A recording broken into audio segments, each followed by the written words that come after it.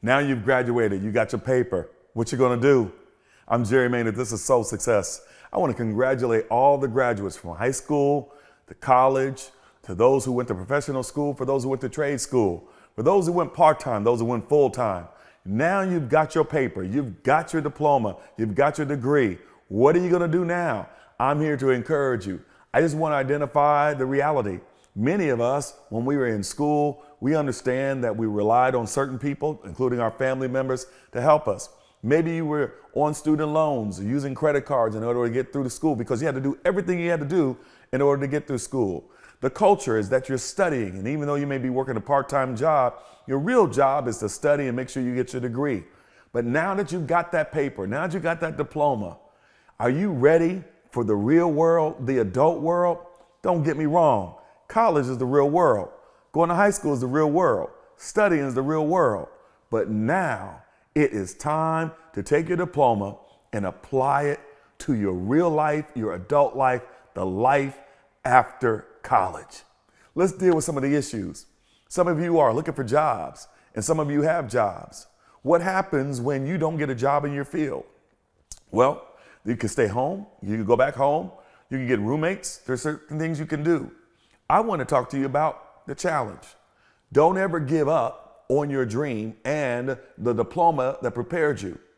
It is okay for you to come out of college or high school and not work in the profession that you desire. It may be an opportunity for you to learn more about yourself as long as revenue's coming in so you can pay your bills, pay your phone, pay your car, pay your rent, but also then learn more about what it takes for you to get into the profession that you're looking for. Don't get discouraged just because you may not get the job in the area of your diploma. Let me say that one more time. Don't get discouraged if day one after you graduate, you have not landed that job in that specific area that you studied for in college. It's going to come. For some, it comes on day one. Others, it comes in year 2, year 1, year 3. But don't you ever get discouraged. Number 2, when you graduate, let's get ready for what we call adulting. Adulting is now it's on you. It's on you.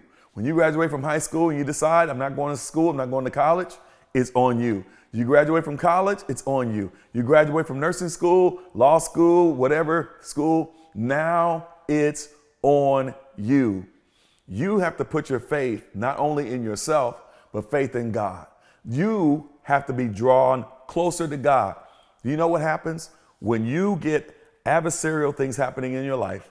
When you have your haters, when you have your challenges, it can do 2 things. It can draw you closer to God or further away. I'm here to just encourage you to grow closer to God. Second, get you a team, get you your crew. Who is that? Those people who love you and they love your dirty draws. They love you whether you got money. They love you if you don't have money. Get you a crew that you can invest in them and they invest in you. Get you a crew that they got your back and you have theirs. Get you a crew. It could be as small as just one other person or as large as 2 or 3 or 5. But make sure that you have a crew, a group of people who are loyal, whether it's your mom, your dad, it could be your family members or non-family members. But when I say you need that crew, because you are not out here by yourself.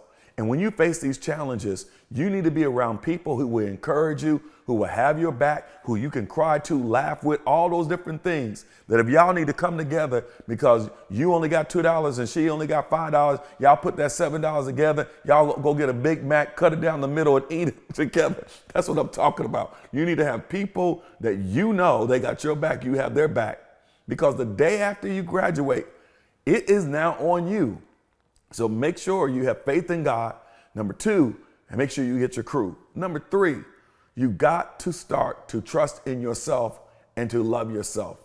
When you are now on your own and mom and daddy or whoever was taking care of you is no longer there, you got to start learning wisdom. You have to start learning, okay, I've got to do what's in a loving for me. What can I do that I'm preparing myself and loving myself so I don't make bad decisions? I'll tell you what this is, and I'll tell you what it's all about. When you come out of college and the first thing you do is buy a car, because you've been saying, I've been deferring. I would say to you, don't buy that car yet. And if you do buy a car, make sure you buy a car that's 5 years old. Get the cheapest car that's reliable as you can. Because when you get in that car note and then you got your student loans or whatever your rent, I'm telling you right now, those expenses get bigger and bigger and bigger. You find yourself stressed. When you love yourself and get in tune with yourself and say, I'm going to do what's in the best interest of me, not what I want to project to the world, not what my peers are doing, not what the peer pressure is, not what the pressure of life is, that I'm successful. No. You got to love yourself enough to say no. You got to love yourself enough when your friends say, oh, we going down to Cancun, or hey, we going down to Jamaica, or hey, we going out to so-and-so, or just a little small thing. Hey, we're going to the club. And you know you should not be spending $100 at the club, because you need to be taking that $100 and utilizing it for your household. But you got to have enough love for yourself that when your peers and people begin to pressure you to do certain things, go certain places, spend so much money, that you don't.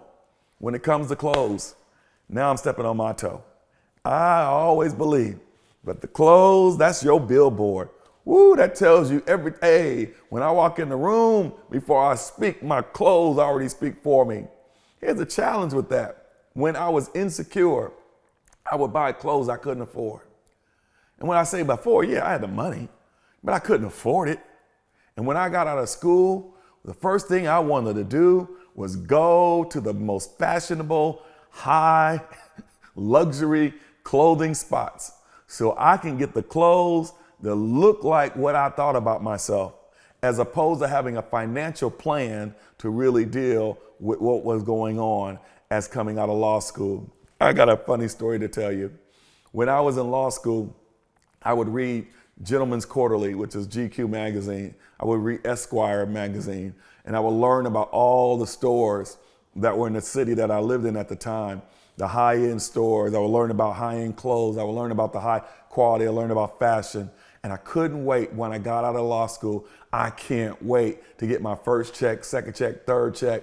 And rather than putting that money away, you know exactly what I did, because I didn't love myself enough to come up with a plan for my life as an adult in adulting, and instead went and bought some clothes. Sure enough, things went wrong. Tire in the car went down, engine light came on, child support, my baby needed this and then needed that. I didn't have the money for it. I hadn't put up the way a reserve. I had already gone to the store and I already bought my new suit and I already bought my new shoes and I bought my new, nothing's wrong with buying clothes. You understand what I'm saying? But I didn't have a plan. That leads me to my final point. Come up with a plan.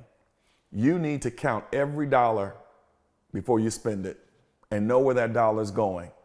Make sure that you tithe to the church that you belong to, and make sure you pay yourself. I want to give you this nugget. And you may say, Pastor Jerry, who are you to tell me what I should do? You're exactly right. What I'm offering to you is free of charge. You can take it or leave it. But I will tell you this, it has worked for me when I got the wisdom and the love for myself and the love for God. Pay God, pay yourself. Give your tithes, release your tithes, then pay yourself. How do you pay yourself? Great question. If you're bringing in $100 a week, $10 goes to God. That leaves you with $90. You should pay yourself. And by basically doing your budget and identifying every dollar and where it goes, let's say that you have identified that $75 of that $90 goes to all these bills and all that, leaving you with $15. Now you got to deal with food and others. Of that, you then need to take $5 of that and put it away. That's paying yourself. Pay yourself before you pay your bills. Take that $5 of that $15, put it in an E-Trade account, Charles Schwab account, money market account, mutual fund, savings account, and every week put money away, because that's how you pay yourself. Pay God, then pay you. But the only way you can learn how to pay you and how much to pay you is for you to do a budget and for you to account for every dollar that comes into your hands, and you account for it before you spend it. Electric bills due, but you've already got it written down. Gas bill is due, but you already got it written down. You budget for your gasoline, already got it written down. Insurance, cell phone, all that, put it in the budget. And then you know what your revenue is. Then if your revenue does not match how much expenses you have, that's called getting your side hustle. Don't have pride, do your side hustle. I don't care if you gotta go and valet cars. Do what you gotta do. Get your side hustle on. When you get your side hustle on, you take those monies and not only help pay your bills, but help pay yourself. Because I'm telling you, you've got to put money away for your reserve, for your savings, for a rainy day, just in case something happens, and then you'll see yourself accruing. You'll look back over a year, and by paying yourself $5 a week, that's 5 times 52. If you pay yourself more than that, imagine if you were paying yourself $100 a week, 100 times 52. Now you'll see, oh, I've been paying myself. I got all this money saved up or in the stock market or in a mutual fund or a money market account. Then you begin to build your wealth. When you spend less than you make, that's how you build your wealth. And then when you begin to make investments, compound interest, you'll see yourself financially becoming more and more independent and more lucrative. I'm Jerry Maynard. Congratulations on graduating. Get in your paper. But we got to talk about your purpose after the paper. Make sure that you love yourself, get your crew, love God, do financing, do a budget, plan how you spend your money, get your side hustle, and then watch God expand your territory. Be blessed.